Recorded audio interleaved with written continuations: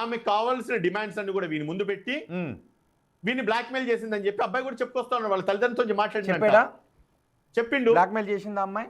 చెప్పిండు. బ్లాక్మెయిల్ చేసిందా అమ్మాయి? బ్లాక్మెయిల్ చేసిందని అబ్బాయి కూడా చెప్పినాడు. అంటే దేనికోసం బ్లాక్మెయిల్ చేసింది? ఏం కావాలని బ్లాక్మెయిల్ చేసింది? ఏం కావాలని బ్లాక్మెయిల్ చేసిందంటే ఇంకా అవన్నీ నేను చెప్పాల్సిన చోట నేను చెప్తాను. మరి అంతేగా మీరు జస్ట్ దానికి సరిపడే చట్టాలు లేవు కదా. దేనికి ఉన్నాయి? అది కూడా చీటింగ్ ఎందుకు, మోసం కిందకు వస్తుంది.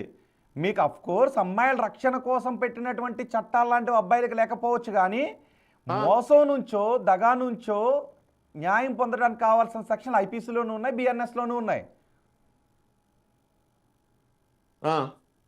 ఇప్పుడు మీరు ఎవరు కూడా అబ్బాయికి మైకులు పెడతలేరు కదా, రమ్మనండి. ఇప్పుడు మీరు అబ్బాయికి పేరెంట్స్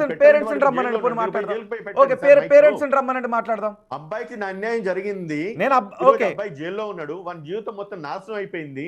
వీళ్ళిద్దరు కలిసి ప్రేమ అనే ఒక పదంతో, ప్రేమ అన్న పేరుతో వీళ్ళు కలుస్తారు, బాగానే ఉంటారు, వీడియోలు తీసుకుంటారు. ఈమె డివైస్ లో వీడియోస్ ఉంటాయి, ఆయన డివైస్ లో వీడియోస్ ఉంటాయి. ఇవన్నీ దగ్గర పెట్టుకొని ఎప్పుడైతే అమ్మాయికి ఇంకొకరితోని రిలేషన్ ఏర్పరచుకుంటుందని చెప్పి అబ్బాయికి తెలిసిందో, ఇది వరకు మీరు ఏదైతే ఆ పాయింట్ దగ్గర క్లారిటీ ఉండే, ఆ పాయింట్ దగ్గర క్లారిటీ ఇవ్వండి. అమ్మాయి ఇక్కడ వివాదం ఏంటి?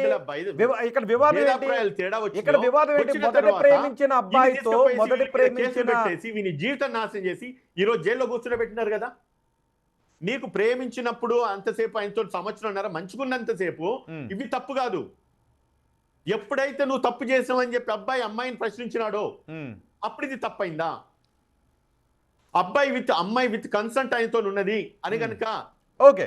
నాకు ఒక డౌట్ వచ్చింది. ఓకే ఉదయ్ గారు, నాకు ఒక డౌట్ వచ్చింది. ఆయనతో కలిసి ఉందని ప్రూవ్ అయితే మీరు ఏం చేస్తారు? ప్రజలు ఏం చేస్తారు? ఎంతో మంది అబ్బాయికి వ్యతిరేకంగా కామెంట్స్ రాస్తా ఉన్నారు.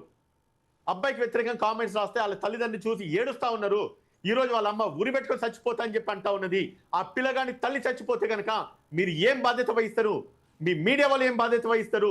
ఇప్పుడు మాట్లాడుతున్న మీ ప్రజలందరూ ఏం బాధ్యత వహిస్తారు?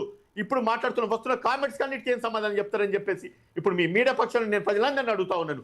నేను ఒక క్లారిటీ ఇస్తున్నా. అబ్బాయిని తల్లి కనుక చనిపోతే ఆ పిల్లోడు తల్లి ఉరి పెట్టుకొని చచ్చిపోతా ఉంటుంది.